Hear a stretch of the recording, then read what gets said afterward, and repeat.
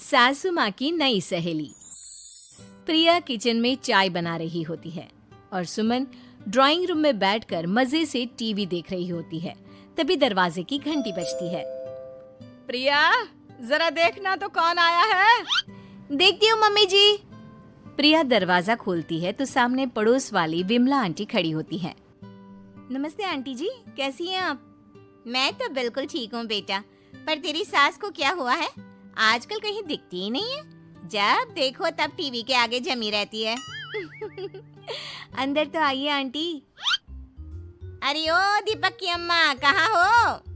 अरे बिमला, आओ आओ, क्या बात है, बड़े दिन बाद याद आई तुम्हें मेरी। मैं तो हमेशा ही तुम्हें याद करती हूँ, पर तुम ही गायब रहती हो और आजकल तो बाहर भी नहीं आती जाती। तबीयत तो ठीक है ना तुम्हारी? अरे तबीयत को क्या होना है, इस उम्र में तो कुछ ना कुछ लगा ही रहता है। मेरी छोड़ो, तुम ये बताओ कि क्या चल रहा है गली मोहल्ले में। तुम गली मोहल्ले की छोड़ो, चल तो तुम्हारे पड़ोस में रहा है। तुम्हारी नई सहेली आई है। मेरी कौन सी नई सहेली? मैं तो यहाँ बस तुमसे बातचीत कर लेती हूँ या फिर बाजू वाली शर्मा की बहू से दो चार बातें कर लेती हूँ। इसीलिए तो कहा कि तेरी नई सहेली आई है। अब कोई पड़ोस में आया है तो बात तो होनी ही है। कम से कम इसी बहाने हमारा भी एक ग्रुप बन जाएगा। फिर सब मिलकर अपनी बहुओं की शिकायतें किया करेंगे। दोनों हंसने लगते हैं। तभी प्रिया चाय लेकर आती है और सामने टेबल पर रख देती है। दोनों चाय पीती हैं और बातें करते हैं। चलो मैं चलती हूँ, अब कल मिलते हैं। राम राम। अगले दिन प्रिया किचन में कुछ काम कर रही होती है और सुमन आराम से सोफे पर बैठकर मटर छिल रही होती है। तभी डोरबेल बजती है। प्रिया दरवाजा खोलती है तो सामने उनकी नई पड़ोसन खड़ी होती है। जी, आप कौन? मैंने पहचाना नहीं। नमस्ते बेटा, मैं शारदा, आपके बगल वाले घर में अभी 2-4 दिन पहले ही शिफ्ट हुए हैं। ओह अच्छा अच्छा अच्छा, नमस्ते आंटी, अंदर आइए ना आप। देखिए तो मम्मी जी, आज कौन आया है। इतना कहकर प्रिया किचन में चाय बनाने चली जाती है। नई पड़ोसन को घर पे देखकर सुमन थोड़ा हैरान हो जाती है। नमस्ते बहन जी, मैं शारदा, आपकी नई पड़ोसन। अच्छा अच्छा, आप हैं हमारी नई पड़ोसन। आइए आइए, और बताइए कैसी हैं आप? जी बिल्कुल ठीक हूँ। वो दरअसल घर पर छोटी सी पूजा रखवाई थी, बस उसी का प्रसाद देने चली आई। सोचा इसी बहाने नए पड़ोसियों से भी मुलाकात हो जाएगी। ये तो बहुत अच्छा सोचा आपने। सुमन प्रिया को आवाज लगाती है। अरे ओ बहू, जरा चाय पानी का तो आके पूछ लो। ये आजकल की बहुएं भी ना, जब तक बोलो नहीं तब तक कुछ नहीं करेंगी। आई मम्मी जी। प्रिया चाय लेकर आती है। दोनों बैठकर चाय पीती हैं और खूब सारी बातें करती हैं। अच्छा बहन जी, अब मैं चलती हूँ, फिर मिलते हैं। अब तो आना जाना लगा ही रहेगा। शारदा के जाने के बाद प्रिया किचन से बाहर आती है। क्या बात है मम्मी जी, आप दोनों को देखकर तो लगा ही नहीं कि पहली बार मिल रही हो। आप दोनों तो बिल्कुल बिछड़ी हुई सहेलियों की तरह बातें कर रही थी। अरे जब दो औरतें मिल जाती है ना, तो बातें अपने आप ही निकल आती है। अब तू अपने काम पर ध्यान दे, बातों पे नहीं। ऐसे ही कुछ दिन बीत जाते हैं। अब सुमन और शारदा अच्छी सहेलियां बन गई होती हैं। दोनों एक साथ मंदिर जाती, मार्केट जाती और कभी कभी तो विमला भी इनके साथ मिलकर खूब हंसी ठिठोली करती। एक शाम तीनों बैठकर सुमन के घर पर चाय पी रही होती हैं कि तभी बहुत तेज बारिश शुरू हो जाती है। सुमन जोर से प्रिया को आवाज लगाती है। प्रिया, ओ प्रिया, देख कितनी तेज बारिश हो रही है। जाके छत से सारे कपड़े ले आ, नहीं तो सब भीग जाएंगे। सुमन 2 बार आवाज लगाती है लेकिन प्रिया का कोई जवाब नहीं आता।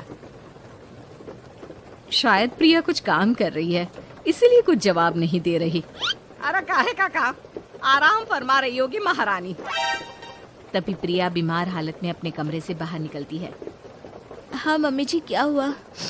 मेरी तबीयत थोड़ी ठीक नहीं है ना, इसलिए आग लग गई। अरे सारे कपड़े भीग गए और तुझे सोने से फुर्सत नहीं है। सबके सामने सुमन के मुंह से ऐसी बातें सुनकर प्रिया उदास हो जाती है और छत से कपड़े उतारने चली जाती है। सुमन, ये क्या बात हुई? प्रिया ने बताया ना कि उसकी तबीयत ठीक नहीं, इसलिए उसकी आंख लग गई। तुम भी ना खामखा उसे सबके सामने सुना दिया। अरे आप नहीं जानती शारदा जी, कुछ बहुएं ना बहुत आलसी होती है, घर का एक काम नहीं करना चाहती। ऐसा नहीं है सुमन, तुम्हारी बहू तो बहुत प्यारी है, तुम्हारी सारी बात भी तो मानती है। हाँ सुमन, तुम प्रिया के बारे में ऐसा क्यों सोचती हो? मेरी भी दो बहुएं हैं, लेकिन मैं उन्हें अपनी बेटियों की तरह रखती हूँ। आखिर वो भी तो किसी की बेटियां ही है ना। और अगर तुम ऐसा ही व्यवहार करोगी तो एक दिन प्रिया भी तुम्हारे साथ ऐसा ही बर्ताव करेगी। शारदा और विमला की बातें सुनकर सुमन की तो बोलती बंद हो जाती है। वहीं प्रिया भी बाहर से सारी बातें सुन रही होती है। अरे मैं कोई उसकी दुश्मन थोड़ी ना हूँ, मैं भी उसकी माँ हूँ, लेकिन कभी कभी सास बनना पड़ता है, नहीं तो बहुएं हाथ से निकल जाती है। देखो सुमन, ये सब सोच का फर्क है। अगर तुम ये सोचोगी तो कभी प्रिया को अपनी बेटी नहीं बना पाओगी। इतना कहकर शारदा और विमला वहां से चली जाती हैं और सुमन अकेले बैठकर उनकी बातें सोचने लगती है। अगले दिन प्रिया और दीपक अपने कमरे में बैठकर बात कर रहे होते हैं और सुमन उनके कमरे के बाहर कुछ काम कर रही होती है और उन दोनों की बातें सुन लेती है। दीपक, तुम्हें पता है हमारे पड़ोस में जो शारदा आंटी है ना, बहुत अच्छी हैं। अच्छा, ऐसा क्या हो गया जो तुम्हें वो इतनी अच्छी लगने लग गई? कुछ खास नहीं, बस कल जब मम्मी जी मुझे सबके सामने सुना रही थी तो शारदा आंटी ने मेरा साथ दिया। मैं तो सच में हैरान ही रह गई थी जब उन्होंने मम्मी जी को मुझसे ऐसा बर्ताव करने के लिए मना किया। अच्छा, फिर क्या हुआ? होना क्या था, शारदा आंटी तो मम्मी जी को समझा ही रही थी कि बहू को भी बेटी की तरह ही रखना चाहिए, लेकिन मम्मी जी तो मम्मी जी है ना, उन्हें तो मुझ में हमेशा कमी ही दिखती है। काश मुझे भी शारदा आंटी जैसी सास मिली होती जो मुझे भी अपनी बेटी जैसी समझती। सुमन ये सब सुनकर बहुत उदास हो जाती है और वहां से चली जाती है। प्रिया की बातें सुमन के कानों में बार बार गूंज रही थी। उसे बहुत शर्मिंदगी महसूस हो रही थी कि उसने प्रिया के साथ बहुत गलत किया है। अगले दिन सुमन शारदा और विमला को बुलाती है। क्या बात है सुमन, आज तूने ऐसे अचानक क्यों बुलाया? सब ठीक तो है ना?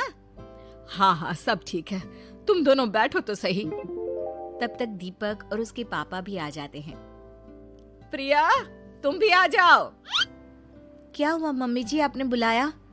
हाँ प्रिया बेटा, मैं आज सबके सामने तुमसे माफी मांगना चाहती हूँ। मैंने आज तक तुम्हारे साथ बहुत बुरा व्यवहार किया है, लेकिन तुमने कभी भी मेरे साथ बुरा बर्ताव नहीं किया।